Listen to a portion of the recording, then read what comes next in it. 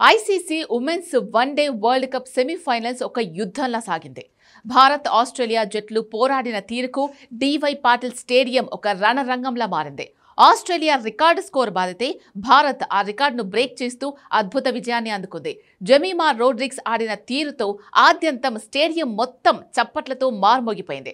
అయితే ఇంత రసవత్తర మ్యాచ్లో ఆస్ట్రేలియా చేసిన ఒక చిన్న మిస్టేక్ ఆ జట్టును ఇంటికి, భారత్ను ఫైనల్కు పంపింది.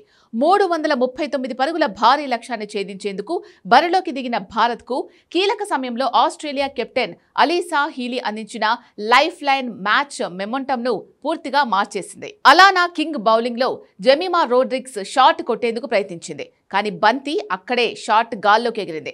సాధారణ క్యాచ్ లా కనిపించిన ఆ బంతి కోసం హీలీ సులభంగా పొజిషన్ తీసుకుంది. అయితే అభిమానులు ఊపిరి బిగబట్టిన ఆ క్షణంలో బంతి ఆమె గ్లౌజ్ల నుంచి జారిపడింది. హీలీ వదిలేసిన ఆ క్యాచ్ తో భారత జట్టుకు కొత్త ఊపిరి లభించింది.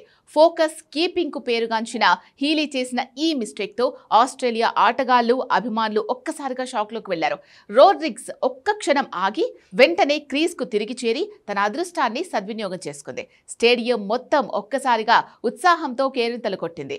ఆ డ్రాప్ చేసిన క్యాచ్ మ్యాచ్ టర్నింగ్ పాయింట్ గా మారింది. ప్రపంచ కప్ సెమీఫైనల్ వంటి నాకౌట్ మ్యాచ్ల్లో చిన్న తప్పిదం కూడా మ్యాచ్ దిశను పూర్తిగా మార్చగలదు అని ఈ ఘటన మరోసారి నిరూపించింది. హీలీ క్యాచ్ వదిలేసిన సమయంలో రోడ్రిగ్స్ 83 పరుగుల వద్ద ఉంది. ఆ క్యాచ్ పట్టుకొని ఉండుంటే ఫలితం మరోలా ఉండేది.